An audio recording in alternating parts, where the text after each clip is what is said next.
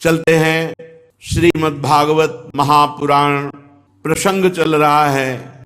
हिरण्यकश्यप ने निश्चय किया कि मैं तपस्या के द्वारा ऐसा वरदान प्राप्त करूंगा कि त्रिभुवन में कोई मुझे पराजित या मार न सके। घोर तपस्या की, दाहिने पैर के अंगूठे के बल केवल खड़े होकर, दोनों हाथ ऊपर उठाकर आकाश की तरफ दृष्टि करके और भगवत मंत्र जप करते हुए इतनी तपस्या की कि उसके शरीर में दीमक लग गई। त्वचा, मांस, रुधिर, नस नाड़ियां ये सब चाट गए, हड्डी में प्राण रहे और ऊपर बांबी लग गई। पूरा त्रिभुवन हिरण्यकश्यप के ताप से, तप से व्यथित हो गया।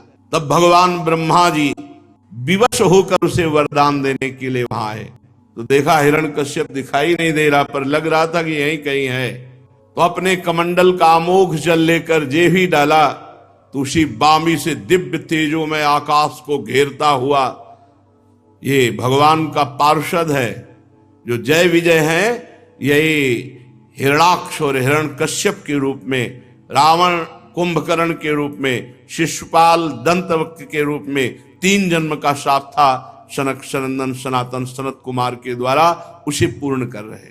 विशाल का हिरण्यकश्यप देखा, हंस पर विराजमान ब्रह्मा जी को प्रणाम किया। ब्रह्मा जी ने कहा, बेटा ऐसी तपस्या तुमने की कि कोई ऋषि मुनि ना तो कर पाया है और ना कर पाएगा जैसे तुमने तपस्या की। इसलिए जो वरदान मांगो मैं तुम्हें वरदान वही दूंगा जो मांगो। हिरण्यकश्यप ने कहा, अमर कर दो। अजर, अमर। कहा, अजर तो कर सकता हूं, तुम्हें अमर नहीं कर सकता, और वरदान मांग लो। ठीक है, तो मुझे वरदान दीजिए कि तुम्हारी रची हुई सृष्टि में किसी से ना मरूं। यदि दास्यस्यभिमतान वरान में वरदोत्तम भूतेभ्यस्त्वद सृष्टिभ्यो मृत्युर्मा भून मम प्रभो। प्रभु, वरदाताओं में आप श्रेष्ठ हैं, और यदि मुझे अभीष्ट वर देने के लिए आए हैं तो ये वर दीजिए कि आपकी रचना में किसी से न मरूं, चाहे मनुष्य हो, पशु हो, प्राणी हो, देवता हो, राक्षस हो, अप्राणी हो, जीव हो, निर्जीव हो, कोई भी आपकी सृष्टि का, उससे न मरूं। एवं मस्तो। प्रभु अभी और है, नांतर बहिर्दिवा नक्तमन्यस्य मादपि चायुधै ना भूमौ नाम्बरे मृत्युर ना नरैर न मृगैरपि। प्रभु मैं बाहर न मरूं, घर के भीतर न मरूं, दिन में न मरूं, रात में न मरूं, किसी अस्त्र शस्त्र से न मरूं, जीवित या मृत्यु से न मरूं, मरा हुआ से भी नहीं मरूं, जीवित से भी न मरूं, कोई भी मेरे सामने युद्ध में टिके ना, मैं एक छत्र समस्त त्रिभुवन का स्वामी बनूं, तपस्वी और योगियों का साप मुझे स्पर्श न कर सके, ऐसा वरदान दीजिए। इतना भारी तपस्वी कि ब्रह्मा जी यद्यपि ना चाहते हुए भी तथास्तु कहना पड़ा। है तप है तो बोलना पड़ेगा तथास्तु। जब ब्रह्मा जी इस प्रकार दुर्लभ वरदान उसको दिए, ब्रह्मा जी ने कहा, बेटा यद्यपि ये वरदान बड़े दुर्लभ हैं, किसी को ऐसे वरदान नहीं दिए जा सकते, पर तुमने ऐसी तपस्या की, तुम्हें ये वरदान प्राप्त हुए। और ब्रह्मा जी अंतर्धान हो गए। वो जानता था कि ब्रह्मा जी के वचन कभी मिथ्या नहीं होते। अब किसी ऋषि मुनि का साप नहीं, ब्रह्मा की बनाई हुई सृष्टि से नहीं मरूंगा, दिन में नहीं, रात में नहीं, बाहर नहीं, भीतर नहीं, जीव से नहीं, निर्जीव से नहीं, पृथ्वी में नहीं, आकाश में नहीं, सब घुमा के उसने ऐसा मांग लिया मानो अमर। अब जे ही ब्रह्मा जी गए, ते ही उठाया त्रिशूल और उसको भगवान श्री हरि की याद आई। ये दुश्मन हमारे भाई हिरणाक्ष का वध करने वाला है, अब मैं इसका गला काटूंगा और इसके खून से तर्पण करूंगा अपने भाई को। उस अविवेकी हिरण्यकश्यप को पता नहीं कि भगवान का श्रीअंग चिदानंद है, किसी अस्त्र से काटा नहीं जा सकता, और रक्त मांस आदि धातु ये मनुष्य शरीर में होती, चिदानंद में नहीं। अब तो वो अपने साथियों को लेकर के तीनों लोकों की विजय की। देवता, असुर, नरपति, गंधर्व, गरुण, सर्प, सिद्ध, चारण, विद्याधर, ऋषि, पितर, मनु, यक्ष, राक्षस, पिशाचराज, प्रेत, भूतपति, सबको जीत लिया हिरण्यकश्यप ने। विश्व विजयी त्रैलोक्यपति, दहाड़ मारता हिरण्यकश्यप, कोई जोड़ नहीं। अब वो नंदन आदि जो देव उद्यान है सबको अपने अधिकार में करके देवताओं को खदेड़ दिया, स्वर्ग में रहने लगा। विश्वकर्मा के द्वारा बड़ा विचित्र बनाया हुआ देवराज इंद्र का भवन, त्रिभुवनपति का भवन छीन लिया और त्रिभुवनपति बनकर के हिरण्यकश्यप विराजमान हुआ। तीनों लोकों का सौंदर्य इंद्र भवन में विराजमान है।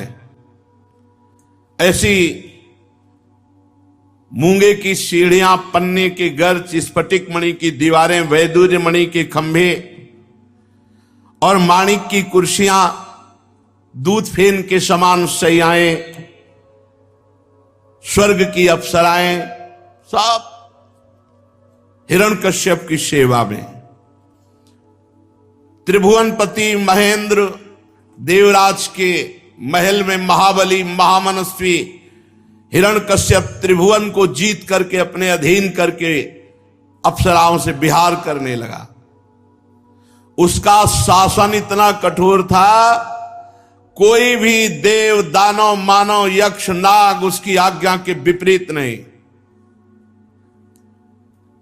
अब तो उत्कट गंध वाली मदिरा पीता और मतवाला होकर के जैसा आदेश करता वैसा त्रिभुवन को पालन करना पड़ता। केवल 3 उसके अंडर में नहीं थे, भगवान ब्रह्मा, भगवान हरि और महादेव, बल्कि पूरा त्रिभुवन उसके अधीन था। जब पुरुषार्थ से इंद्रासन पर बैठ गया तो विश्वावसु, तुम्बुर, गंधर्व, सिद्ध, ऋषिगण, विद्याधर ये स्तुतियां करती, अप्सराएं सामने नृत्य करती। युधिष्ठिर किसी भी देवता को कोई आहुति नहीं दे सकता था उसके राज्य में, सब देवता क्षीण होने लगे।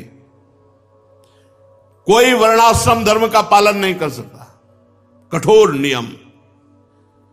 उसने पहले ही आदेश दे रखा था, जिनको ये समझ में आता हो कि सनातन को नष्ट कर देंगे तो पहले आकाश को नष्ट करके दिखावे। आकाश है सनातन, वायु है सनातन, पृथ्वी है सनातन, समुद्र है सनातन, जल है सनातन, अग्नि है सनातन, हरि है सनातन। कैसे जानेंगे ये? हिरण्यकश्यप को भी भ्रम हो गया कि सनातन को नष्ट कर देंगे, मिटा देंगे। इतना भय नदियां खाती थी कि जो चाहता वो नदियों में प्रवाहित होता है। कोई सूरा बहा रही है, मदिरा, कोई घृत, कोई इक्षुरस, कोई दधी, कोई दुग्ध, कोई मीठा शरबत, कोई रत्न की राशियां तरंगों से उछाल करके किनारे हिरण्यकश्यप के शासन में। अकेला ही समस्त लोकपालों के गुण धारण कर रहा था। जैसे लोकपाल वरुण, लोकपाल अग्निदेव, लोकपाल वायुदेव, वायु और लोकपाल यम, सबके गुण अपने में अकेले धारण करता। इतना महान तपस्वी, पर कुछ भी हो था तो इंद्रियों का दासी। कितना भी बड़ा बलवान हो, गुलाम तो मन और इंद्रियों का ही था। अब ईश्वर से मतवाला होकर शास्त्र की मर्यादा का उल्लंघन करते हुए मदिरा पीकर घमंड से जब घूमता तो थर थर कांपती पूरी सृष्टि। उसका कठोर शासन लोकपाल घबरा गए। कहीं किसी को ठौर नहीं तो सब लोकपाल आदि भगवान को पुकारा। सबके रक्षा करने वाले भगवान श्री हरि हैं। सबने हाथ जोड़ा और कहा, जहां भी हो सर्वात्मा जगदीश्वर भगवान श्री हरि, वो हमारी प्रार्थना सुने हैं। हम उनके निवास स्थान को और उनको नमस्कार करते हैं। सबने खाना पीना छोड़ दिया है, सब केवल आपको पुकार रहे हैं। प्रभु आप ही रक्षा कर सकते हो। नहीं, ये हिरण्यकश्यप पूरी सृष्टि को अपने अधीन करके मनमानी आचरण कर रहा है। समस्त ऋषि मुनि लोकपाल जब ऐसी पुकार की तो तेषा माविर्भूतवाणी अरूपा मेघ निश्वना सन्नादयन्ती ककुभः साधूनाम अभयंकरी। सज्जन पुरुषों को अभय प्रदान करने वाली भगवान की मेघ गंभीर आकाशवाणी हुई। देवताओं ऋषि मुनियों, मां भैष्ट विबुध श्रेष्ठा सर्वेशाम भद्रमस्तुवा मद दर्शनम ही भूतानाम सर्वश्रेयोपपत्तये। मत डरो, जो मेरी शरण में आ गया उसको मैं निर्भय कर देता हूं। मैं इस नीच दैत्य को मिटा देता पहले ही। मुझे पता है थोड़ा समय और बकाया इसके तपस्या के पुण्यों का। कोई भी प्राणी जब सनातन धर्म पर वार करता है, देवता वेद गाय ब्रह्म ऋषि साधु वैष्णव धर्म, ये सनातन है, ये सनातन की जड़ें हैं, तो मैं उसका विनाश करता हूं। यदा यदा ही धर्मस्य, कौन सा धर्म? यही सनातन धर्म। यदा यदा ही धर्मस्य ग्लानिर्भवत भारत अभ्युत्थानम अधर्मस्य तदात्मानं सृजाम्यहम् परित्राणाय साधूनां विनाशाय च दुष्कृतां धर्म संस्थापनार्थाय संभवामि युगे युगे। मैं इंतजार कर रहा हूं किस बात का? ये जब अपने लाडले पुत्र प्रहलाद का, जो मेरा भक्त है, ये जब द्रोह करेगा, उसको मारने की चेष्टा करेगा, अनिष्ट करेगा, तो ये सर्वशक्तिमान है, फिर भी मैं इसे मार डालूंगा। सुनने को तो मिला कि मार डालूंगा, नहीं आज तक था कि मारा ही नहीं जाएगा, क्योंकि ऐसे वरदान ले लिया है। नारद जी कहते सब ऋषि मुनि लोकपाल सबको बड़ा आनंद हुआ कि मारा जाएगा, भगवान के वचन सत्य है। सब लौट आए और बस धैर्यपूर्वक बाट जोहने लगे, कब मारा जाएगा ये।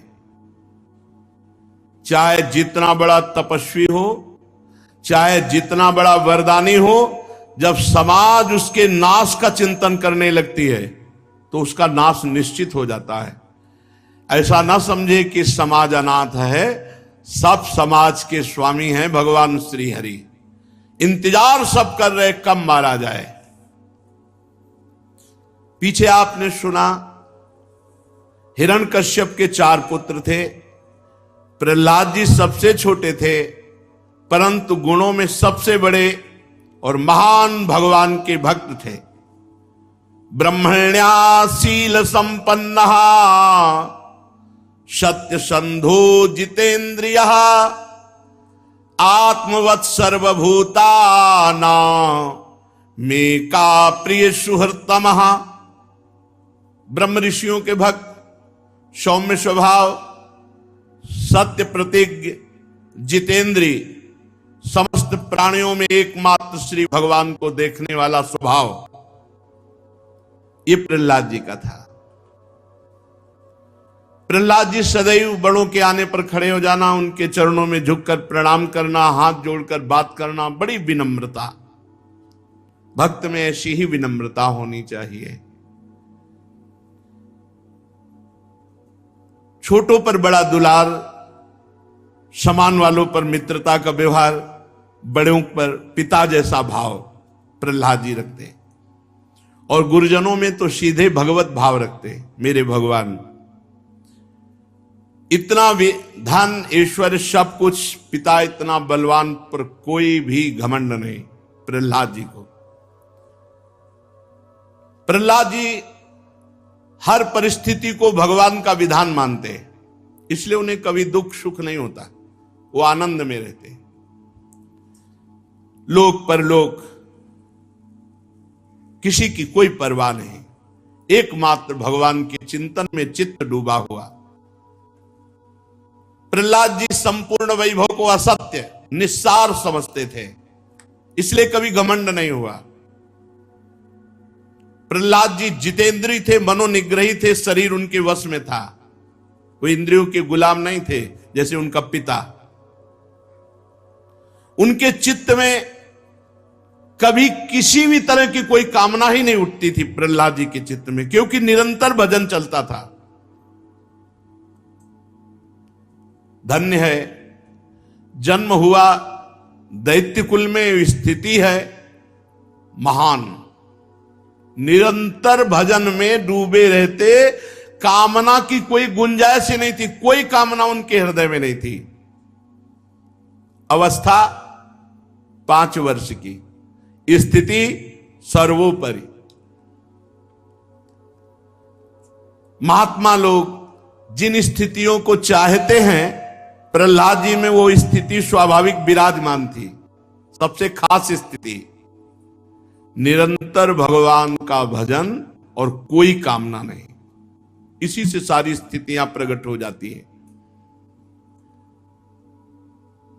वो जहां कहीं कोई बैठता तो भगवान के चरित्र या भक्तों के चरित्र ही कथन श्रवण करते प्रहलाद जी। अजात शत्रु थे प्रहलाद जी, कोई उनका दुश्मन था ही नहीं पूरी सृष्टि में। प्रहलाद जी के विषय में जितनी महिमा वर्णन की जाए वो सब थोड़ी है, क्योंकि जिसका चित्त भगवान में जुड़ा हुआ है उसमें सब दैवी संपदा सद्गुण आ जाते हैं। प्रहलाद जी बचपन में जो बालकों के खेल कूद होते हैं वो नहीं खेलते थे, वो एकांत में जड़वत ध्यान में डूब जाते, भगवान के चिंतन में डूब जाते। भगवान श्री हरि उनके साथ खेलते भाव में। ऐसा चित्त चुरा लिया था भगवान ने कि प्रहलाद जी को कोई सुध बुध ही नहीं रहती। हर समय वो देखते भगवान उनके साथ खेल रहे, भगवान उनके साथ खा रहे, भगवान उनके साथ सो रहे, भगवान ही भगवान। कैसी उत्तम स्थिति। वो देखते कभी कभी कि भगवान अपनी गोद में लेकर मुझे दुलार कर रहे हैं,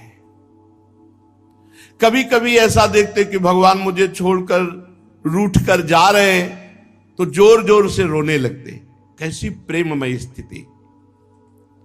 कभी देखते कि भगवान फिर प्रसन्न होकर हमारी ओर आ रहे तो दौड़ करके गले लगाते और हंसने लगते, ठाका मारते। तो कुछ लोगों को देखकर लगता कि हिरण्यकश्यप का एक छोटा पुत्र कहीं बावरा तो नहीं है, दौड़ना गले लगाने की, और वहां किसी को कुछ दिखाई नहीं दे रहा है। कभी बड़ी उत्सुकता से जोर जोर से गाने लगते, हरि हरि हरि हरि। लोक लज्जा का त्याग करके कभी नाचने लगते प्रहलाद जी। ये भगवान के भक्ति की स्थिति होती है। पर यह स्थिति कब आती है? जब आसीनः पर्यटन नशनम शयानः प्रपिबन ब्रुवन, बैठे हैं या चल रहे हैं, खा रहे हैं या पी रहे हैं या लेटे हुए, हर समय नाम चल रहा है। हर समय गोविंद परिरंभिता, भगवान के चिंतन में ऐसा डूबे मानो भगवान उनका आलिंगन किए हुए। तो कभी क्वचित द्रुदति, कभी रोने लगते, कभी हंसने लगते, कभी नाचने लगते, कभी गाने लगते। क्वचित धसति तच्चिंताह्लाद उद्गायति, क्वचित नदति, क्वचित दुत्कंठा विलज्जो नृत्यति, क्वचित कभी नाचने लगते। क्वचित तद भावना युक्तस तन्मयोनुचकार, कभी भगवान की भावना में डूबकर समाधिस्थ हो जाते, भीतर ही भीतर भगवत आनंद में डूब जाते। प्रहलाद जी की ऐसी स्थिति कि कभी कभी नेत्रों से अश्रुधारा बहती। भगवान श्री कृष्ण के चरण कमलों की ये भक्ति अकिंचन महात्माओं को प्राप्त होती है, जो प्रहलाद जी को प्राप्त हुई। इसमें जो परमानंद है वो मोक्ष में भी नहीं है। ये बेचारे जो मन के अधीन इंद्रियों के गुलाम हैं, ये बेचारे क्या जाने भगवदानंद किसे कहते हैं। विषयानंद में ही आनंद की खोज करने वाले ये भगवदानंद, परमानंद, प्रेमानंद क्या जाने। भगवान के परम प्रेमी प्रहलाद भक्त बड़ी ऊंची कोटि की स्थिति को प्राप्त थे। ऊंची कोटि स्थिति प्राप्त करने के लिए एक बात केवल समझ ले, हर समय भगवान का चिंतन। बस एक बात पकड़ लो, अनन्यस चिंतयन्तु माम। भगवान कह रहे मेरा अनन्य चिंतन। भगवान का अनन्य चिंतन ही सब प्रकार की सिद्धियों को प्रदान करता है। हिरण्यकश्यप ऐसे महात्मा पुत्र से द्रोह क्यों करने लगा? युधिष्ठिर जी ने नारद जी से पूछा। पिता तो स्वाभाविक सद्गुणी पुत्रों पर विशेष प्रेम करता है, फिर हिरण्यकश्यप ऐसे महात्मा प्रहलाद जी से द्रोह क्यों किया? नारद जी, मुझे बड़ा संशय हो रहा है कि हिरण्यकश्यप ऐसे निर्मल पुत्र के प्रति द्रोह किया। नारद जी ने कहा, युधिष्ठिर जी, दैत्यों ने भगवान श्री शुक्राचार्य जी को अपना पुरोहित बनाया। उनके दो पुत्र थे, संड और अमर्क, तो संडामर्क कहते हैं। दोनों हिरण्यकश्यप के द्वारा प्रेरित होकर प्रहलाद जी को राजनीति, अर्थनीति ये सब पढ़ाते हैं। प्रहलाद जी स्कूल में जाते, जो पढ़ाते वो पाठ सुनते हुए दिखाई देते, और जब पूछते तो जेव का ते सुला भी देते, लेकिन वो मनन नहीं करते। मनन करते प्रभु का। पाठ का मूल आधार मनन होता है। तो राजनीति, अर्थनीति, बहुत सी और पढ़ाइयां सुन लेते, सुना देते, मनन करते प्रभु का। काफी दिन के बाद संडामर्क ने प्रहलाद जी को हिरण्यकश्यप के पास भेजा। कयाधु जी ने बढ़िया श्रृंगार कर दिया था। 5 वर्ष का महान भागवत। हिरण्यकश्यप ने जो ही देखा सिंहासन के पास प्रहलाद जी, गोद में उठा लिया, गोद में लेकर छाती से लगाया, मस्तक सूंघा और कहा, बेटा प्रहलाद, बोलो तुम्हें त्रिभुवन में कौन सी ऐसी वस्तु दे दूं, कौन सी ऐसी बात अच्छी लगती है जो तुम्हें सुख मिले। जैसे बच्चे से पूछा तुम्हें क्या चाहिए, कौन सी वस्तु तुम्हें अच्छी लगती है, ऐसे प्रहलाद को गोद में लेकर हिरण्यकश्यप ने पूछा। प्रहलाद जी ने कहा, तत्साधु मन्ये सुरवर्य देहिनाम सदा समुद्विग्न धिया मसद्गृहात् हित्वात्मपातम गृहमंद कूपम बनम गतो यद्धरिमाश्रयेत। पिताजी, मुझे अच्छी जो बात लगती है, मैं और मेरे का त्याग कर दे, ये दुराग्रह है।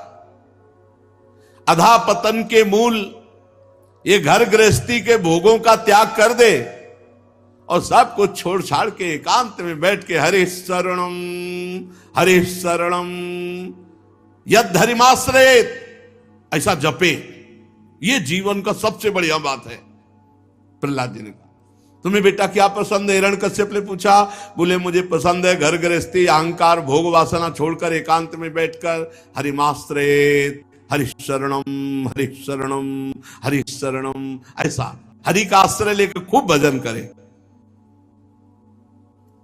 प्रहलाद जी के मुख से अपने दुश्मन हरि की शरण और खूब भजन करने की बात सुनकर हिरण्यकश्यप ठठाकर हंस पड़ा और उसने कहा, अब समझ में आया, दूसरों के बहकाने से बच्चों की बुद्धि भ्रष्ट हो जाती है, नष्ट हो जाती है। हमें लगता है संडामर्क जो है ये हरि के पक्ष में हो गया, तभी ऐसी शिक्षा दी है। बालकों की देख रेख ना की जाए तो उनकी गलत शिक्षा, गलत संस्कार पड़ जाए। संडामर्क तो कांपने लगे। उन्होंने कहा, नहीं नहीं महाराज, मैंने एक शब्द भी हरी बार कभी नहीं बोला होगा। हमने तो जो आपने बताया वही राजनीति, अर्थनीति, ये सब नीतियां पढ़ाई, ये हमने नहीं पढ़ाया। तो उनका आप सावधान, दोबारा गलती नहीं होनी चाहिए। प्रहलाद जी से कहा ठीक से पढ़ो जो गुरुजन पढ़ाते हैं। पुरोहित ले गए, जो गुरु थे संडामर्क, शुक्राचार्य के फुसला के पूछा, बेटा प्रहलाद तुम्हारा कल्याण हो सही बताना, हमने तो कभी पढ़ाया नहीं तुम्हें, ये तुम्हारी बुद्धि ऐसी प्रवीण कहां से हो गई कि हरि का आश्रय ले, ये घर गृहस्थी के भोग सब नरक पहुंचाने, ये किसने सिखाया है? प्रहलाद जी ने कहा कि ये मेरी उल्टी बुद्धि किसी के बहकाने से नहीं है।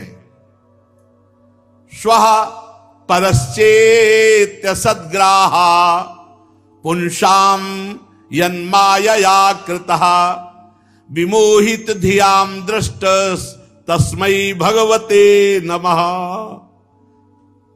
ये मनुष्यों की जो मोह ग्रसित बुद्धि है, जो भोगों में सुख बुद्धि है, ये भगवान को मैं नमस्कार करता हूं, उनकी प्रचंड माया से ये मैं और मेरे का भेद प्रकट हो गया है।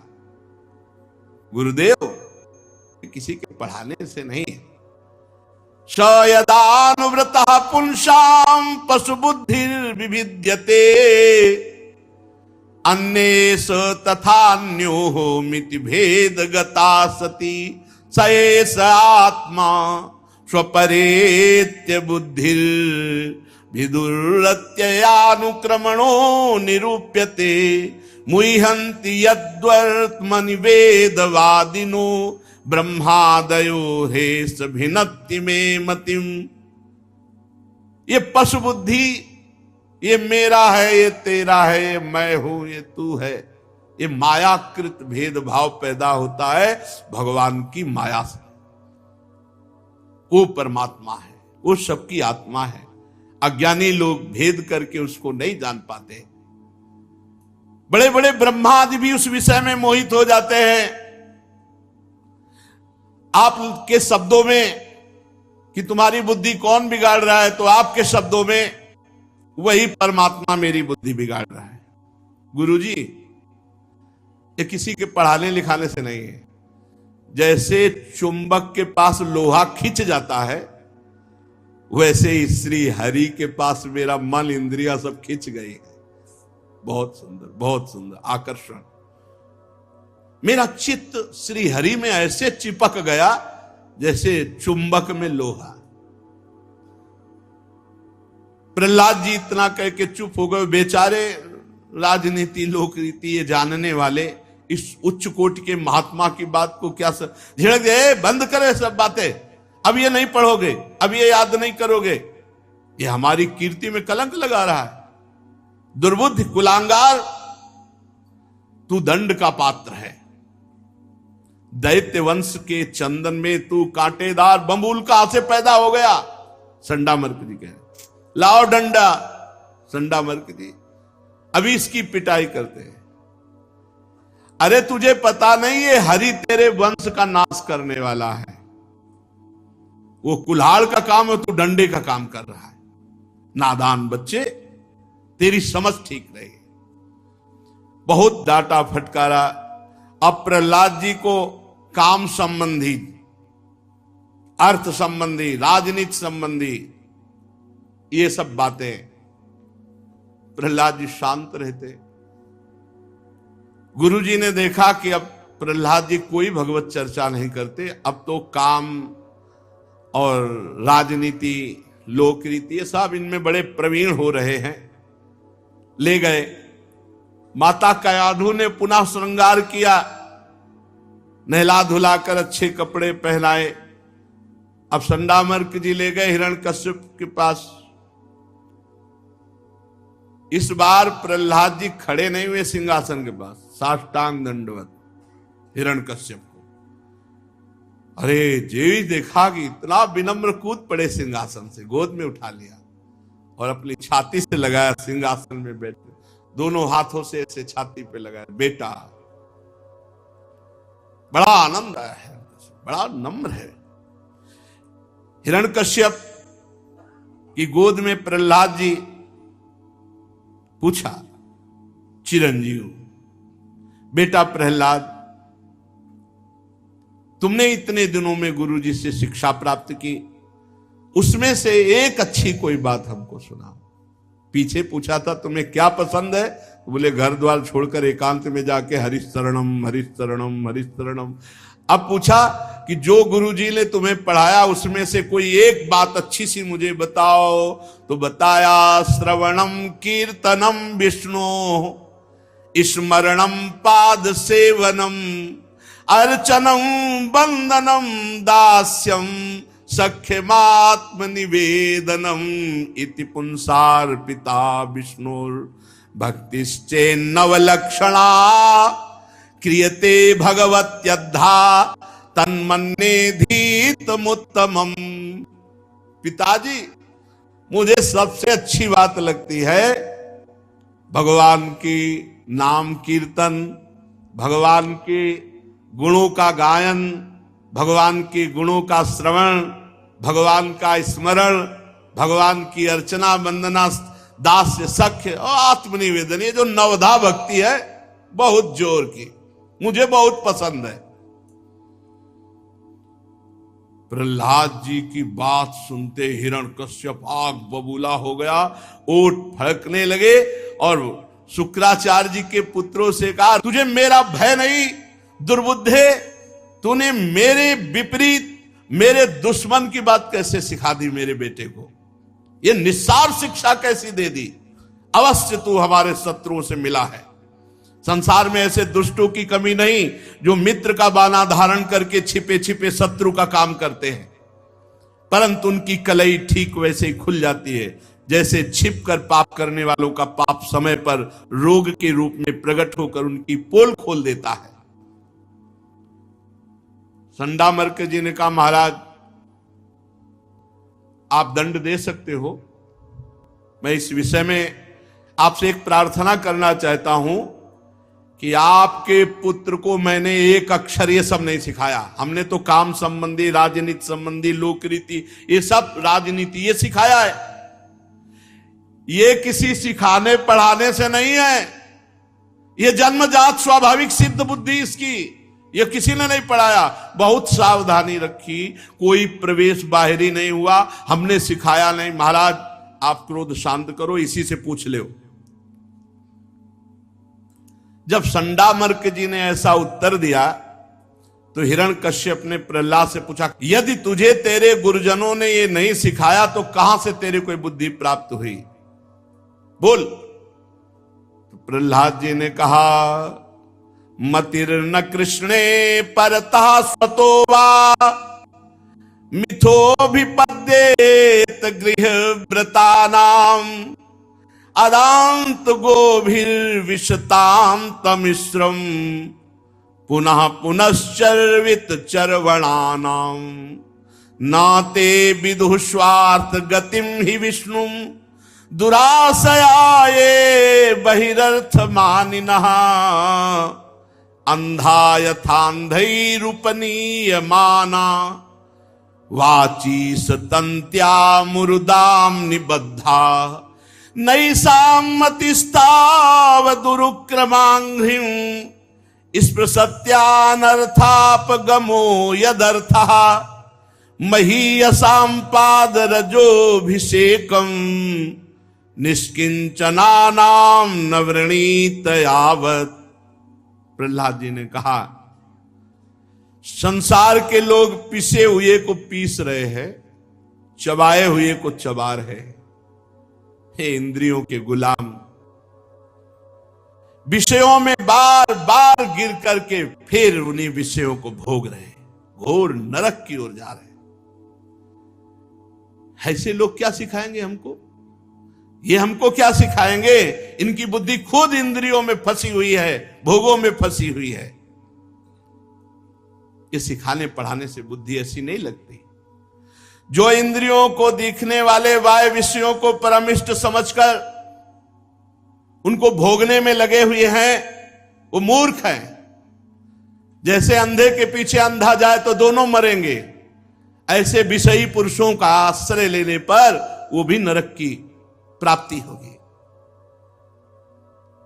इसलिए पिताजी, ये किसी के सिखाने पढ़ाने से बुद्धि नहीं लगती। नैसाम मतिस्तावदुरुक्रमांगिम स्पृशत्या अनर्थापगमो यदर्था महीयसाम पाद रजोभिषेकम निष्किंचना नाम न वृणीत यावत।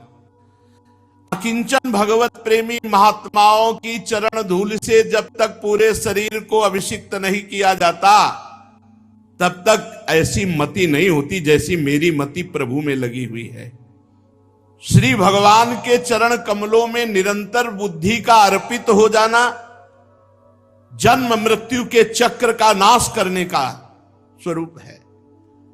पर यह बुद्धि तभी अर्पित होती जब किसी भगवत प्रेमी महात्मा का आश्रय मिले, भगवत प्रेमी महात्मा की चरण रज मिले, क्योंकि ये नारद जी की कृपा से प्राप्त है प्रहलाद जी को ऐसी स्थिति।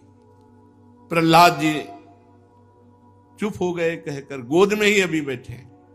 हिरण्यकश्यप क्रोध के मारे तो बावला हो गया, ऐसे उठाया प्रहलाद जी को, पटक दिया भूमि पर और कहा, दैत्यो ले जाओ इसको हमारे सामने से, तुरंत हमारी आज्ञा का पालन किया जाए। देखो तो सही, जिसने इसके चाचा हिरणाक्ष को मार डाला उसी का भजन करता है, उसी की दासता की बात करता है, उसी की पूजा की बात करता है। मार डालो इसको, मैं नहीं देखना चाहता ऐसे पुत्र को। यह विश्वास योग्य नहीं रहा। 5 वर्ष की अवस्था और ये माता पिता का वात्सल्य भुला करके हमारे दुश्मन का गीत गाता है।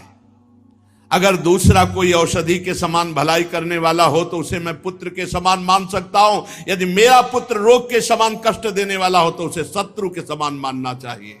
ये स्वजन का बाना पहनकर मेरा कोई दुश्मन आया है, जैसे योगी की भोग लोलुप इंद्रियां उसका नाश कर देती हैं, ऐसे ये मेरा नाश करने के लिए पैदा हुआ है।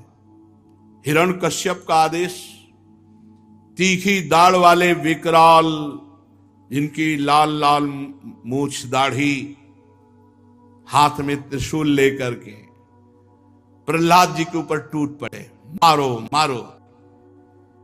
प्रहलाद जी श्री हरि श्री हरि श्री हरि। देखो कैसी निष्ठा है। 5 वर्ष की अवस्था, सच्चे गुरु का चेला, गुरु मेहरबान तो चेला पहलवान। 5 वर्ष का बालक त्रिभुवनपति हिरण्यकश्यप के से भयभीत नहीं हुआ। बैठ गए प्रहलाद जी, ऊपर से तलवार त्रिशूल ऐसे नुकीले अस्त्रों का प्रहार हो रहा है और चुपचाप प्रहलाद जी शांत बैठे हुए, बस एक ही रट लगी, श्री हरि श्री हरि श्री हरि। दैत्यों ने बड़े जोर जोर से प्रहार किया, लेकिन खरोच भी नहीं आई प्रहलाद जी के शरीर में, खरोच। क्यों? क्योंकि प्रहलाद जी की रक्षा कर रहे हैं श्री भगवान। ऐसे किसी को दिखाई नहीं दे रहे, और भगवान के चिदानंद अंग में ये अस्त्र शस्त्र प्रवेश नहीं करते।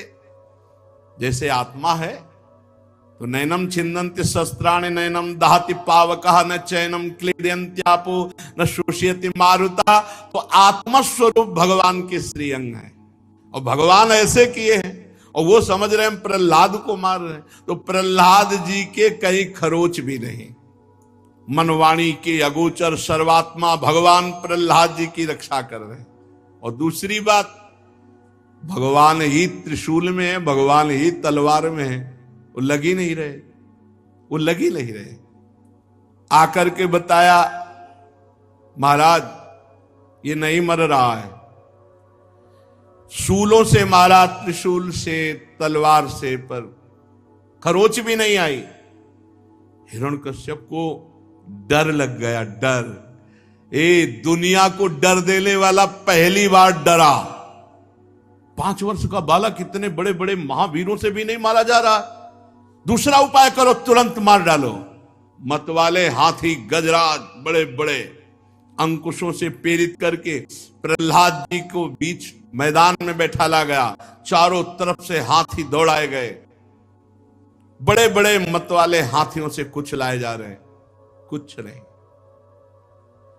प्रहलाद जी श्री हरि श्री हरि श्री हरि। महाराज हाथियों से भी नहीं मरा, विषधर सांपों से डसवाया जाए, बड़े बड़े कोबरा, किंग कोबरा, ये सब छोड़े गए, प्रहलाद जी के सब लिपट रहे हैं, काट रहे हैं, पर दांते नहीं घुस रहे, जहरे नहीं जा रहा। हरि का प्रताप, भगवान सर्व सामर्थ्यशाली, जो विष को अमृत कर दे, अमृत को विष कर दे, उन भगवान का प्रभाव। खूब सांपों से डसवाया गया, यहां तक कि सांपों की कोठरी में कई दिनों तक बंद रखा गया। अब तो मर गया होगा, निकाला तो सांप ऐसे खेल रहे थे जैसे कोई परिचय का, खूब प्रहलाद जी से। महाराज नहीं मरा, सांपों से भी नहीं मरा, बड़े चिंतित। संडामर्क जी ने कहा हमें दो, हम कृत्या राक्षसी उत्पन्न करेंगे, मार डालेंगे। ठीक है, वो शुरू हुए, मंत्रों के द्वारा अनुष्ठानों, मारण शक्ति का प्रयोग किया, कृत्यारूपी राक्षसी प्रकट हुई और प्रहलाद जी की तरफ चली, तो प्रहलाद जी की तरफ जाते ही वो उलट गई और संडामर्क को उठा के पटक दिया, मार डाला संडामर्क को, और राक्षसी अंतर ध्यान हो गई।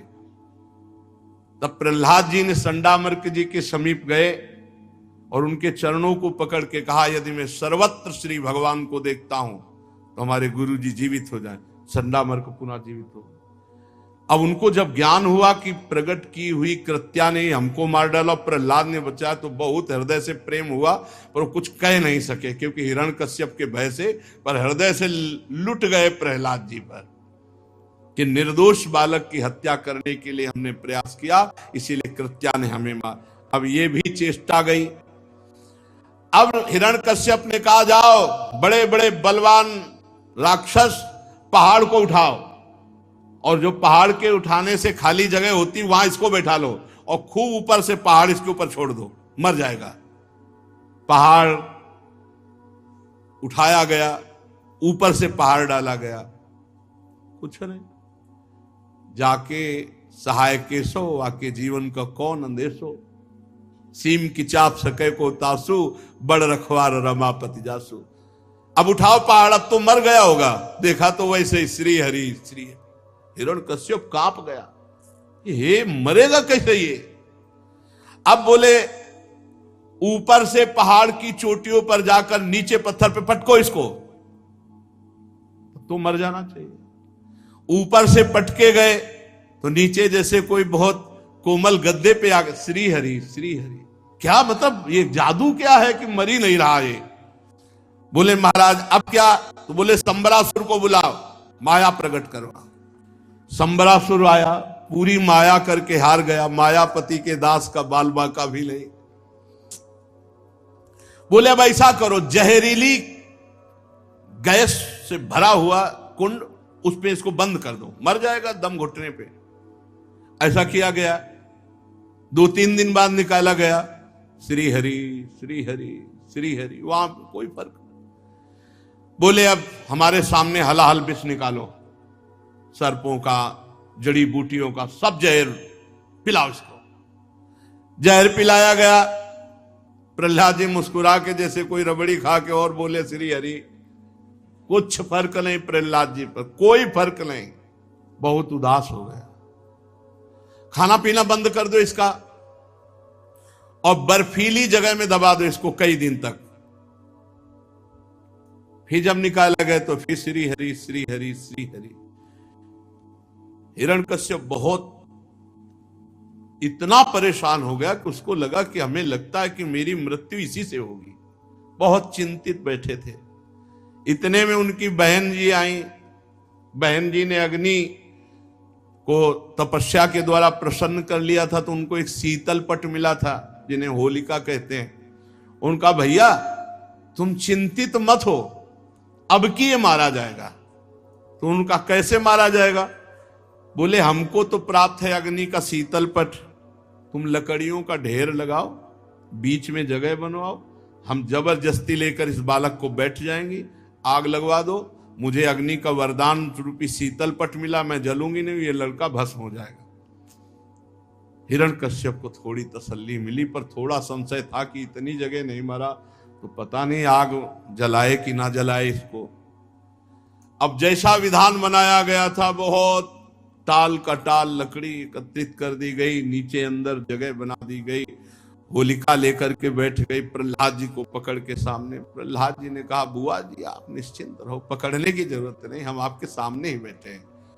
और श्री हरि श्री हरि श्री हरि, अब इशारा कर दिया, लगाओ आग। चारों तरफ से आग लगा दी गई।